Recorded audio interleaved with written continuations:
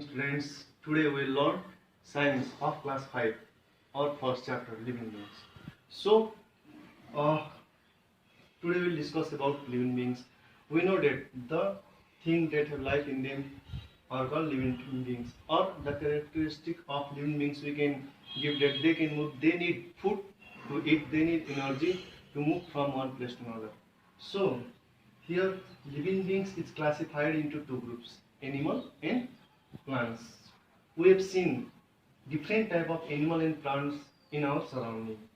So let's discuss about animals. Plants we will discuss in our next chapter. So animal is classified into two groups, vertebrates and invertebrates. Here vertebrates are those animals that have backbone in their body. Backbone gives a fixed shape to them. In invertebrates, they do not have backbone. They does not consist backbone in their body. So they do not have any fixed shape. So now vertebrates is divided into five groups.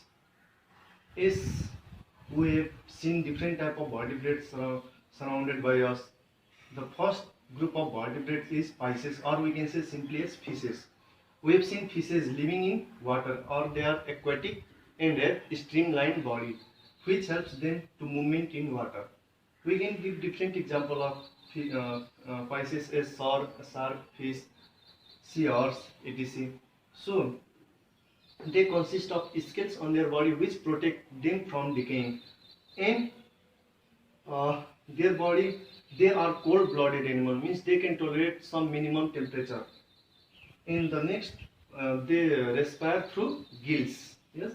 So now we go to our next group, that is amphibians. They can live both on land and water. They respire through gills, skin, and also through lungs. They use gills when they are in water for respiration, and they use skin when they are in hibernation or estivation, and they use lungs when they are on the ground or when they are on land.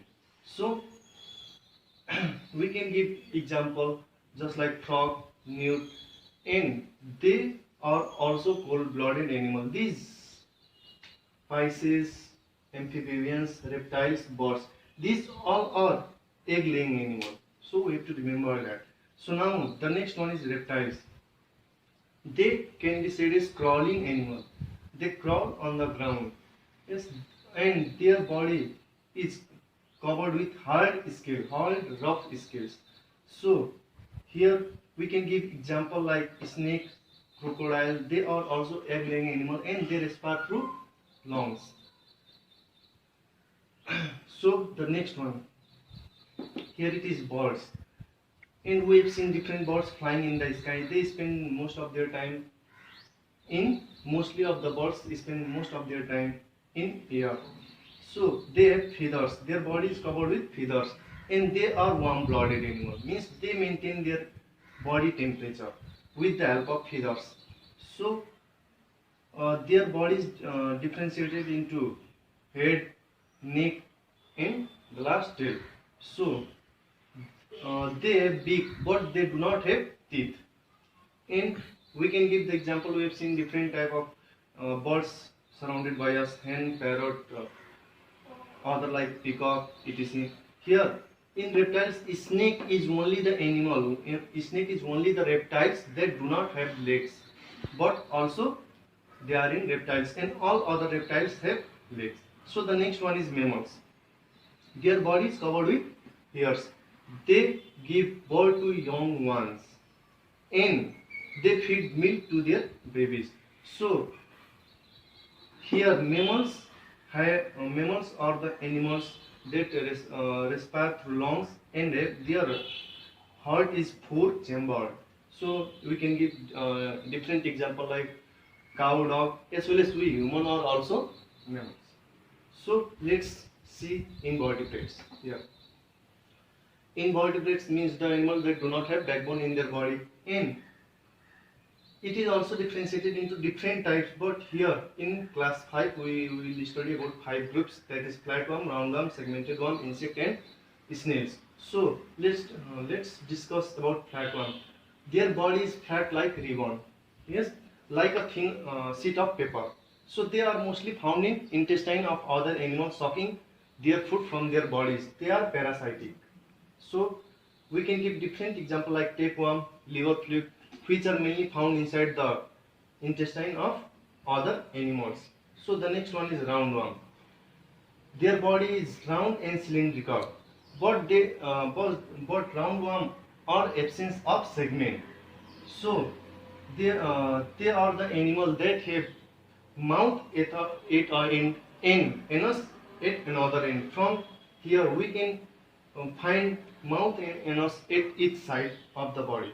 So example roundworm and hookworm, they are also parasitic. Yes. So the third group of this invertebrate is segmented one. These are the long, round, cylindrical body having segment, or their body consists of rings. So we can give example like leech, earthworm. We have seen earthworm into the ground during the rainy season. And next one is insects, or the largest group. We can say it is the largest group. These are the animals that have three pair of jointed legs. Yes, they have three pair of jointed legs. We have seen different insects surrounded by us, just like butterfly, housefly, and honeybee, etc. And these insect can be their body can be classified into three parts: is head, neck, and abdomen. So the last part of the last group of our invertebrate is snails. They have soft, they have soft body. Some of the snails have been covered by a hard covering of calcium. So they move by looping. We have seen snails and starfish as snails. Yes. So let us summary this chapter again. Living beings is classified into two groups, animal and plants. And animal is also classified into two groups as vertebrate and invertebrate. Backbone animal, and they do not consist of backbone. So vertebrate is classified into five groups: Pisces, amphibians, reptiles, birds, and mammals. And invertebrates is classified into it is also classified in different group, but here we will study about five groups, that is flatworm, roundworm, segmented worm, insect, and snails. Okay, thank you.